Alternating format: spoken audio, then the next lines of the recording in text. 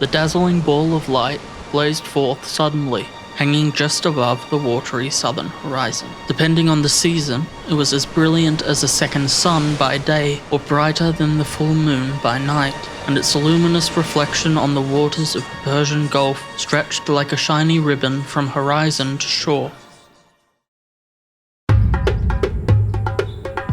Controversial archaeologist George Michanowski cuts his way through a remote region of the Bolivian bushland when he comes across an unexpected sight. Natives from hundreds of miles around, gathering together for several days of drinking, dancing, and group activities. Curious about the celebration, Michanowski proceeds to ask the locals why they're celebrating, only to get a surprising answer. They don't know. In their culture, it is tradition to congregate here every year and celebrate together, but no one can remember why. Michanowski searches the surrounding area and finds an inscription he believes is connected to the festival. On a large flat stone is a carving of 6 circles, 4 small, flanked by 2 large. He asks the locals about it, but again, they don't know anything. So began a mystery that would span from ancient civilizations to modern powerful telescopes. A story either about the birth of humankind's curiosity or a delusional eccentric who connected dots with little solid evidence. A mystery that would lie dormant for 16 years before a break in the case.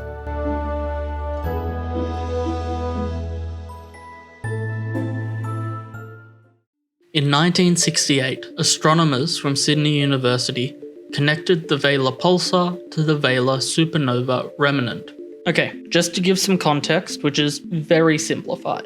A supernova occurs when certain stars reach the end of their lives. Their core collapses in on itself, and the outer layers then follow suit, and creates a very small, very dense star called a neutron star. The remainder of the outer layers bounce off this star and rebound into space, where after weeks or months, it burns out. This rebound is what we call a supernova, and from our point of view, on Earth, it makes the star bigger and brighter until it eventually disappears. When it burns out, it cools and leaves a nebula of gas. This is called the supernova remnant. Okay, so supernova, neutron star, supernova remnant. Okay, back to it. So what the scientists at Sydney University did is they observed the Vela neutron star in the Vela supernova remnant, and this was evidence for the theory that supernovas created neutron stars. Okay, that's all very nerdy. All you really need to know is that they discovered a huge supernova had occurred relatively close to Earth, sometime between 6,000 and 10,000 years ago.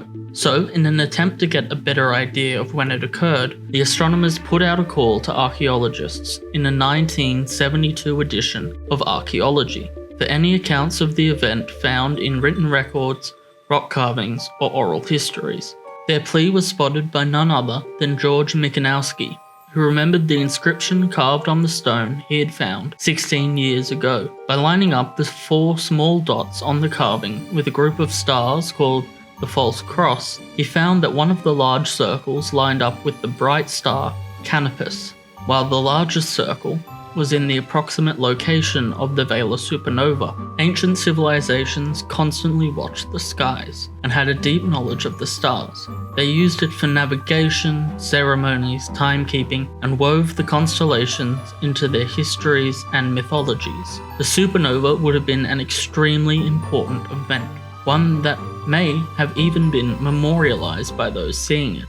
George believed this could be the answer to his question, that an event so spectacular was woven into the very culture of the people who'd witnessed it. And if it happened in Bolivia, then why not elsewhere? To test his theory, he began examining tablets from Sumer, the earliest known civilization in Mesopotamia, modern-day Iraq, and he came to an exciting conclusion. Not only had the Sumerians seen and recorded the starburst, it had laid the groundwork for civilization itself. George concluded that the Vela supernova worked as a cultural organizing force that led to people developing writing to record astronomical events like the supernova and sciences like astronomy in an attempt to try and understand and explain the supernova. Eventually, this creation of writing and science led to the first legal system, schools, and even love songs. He published his findings in his book, The Once and Future Star, in 1977, and took the scientific world by storm. It was believed that the supernova had released enough radiation to have mutated life on Earth, and teams in Antarctica studying ice cores began searching for evidence of the supernova in their samples. Science Digest ran an article about his discoveries in March of 1981, entitled The Star of Enlightenment, where it called the findings the most revolutionary astroarchaeological speculations in recent decades. At the beginning of this video, I called Michanowski controversial. And there's good reason why. He was self-taught in almost everything he did, having no formal training in archaeology, Egyptology, linguistics, or Mesopotamian astronomy.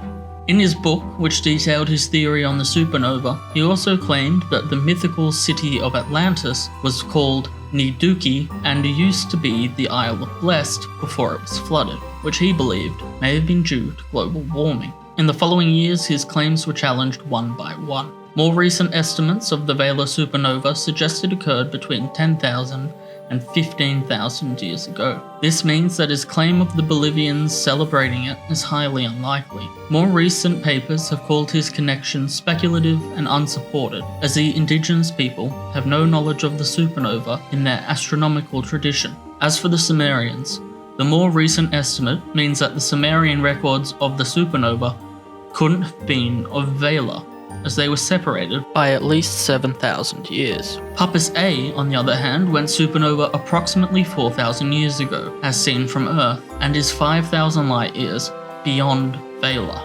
This means it's on the same line of sight as Vela.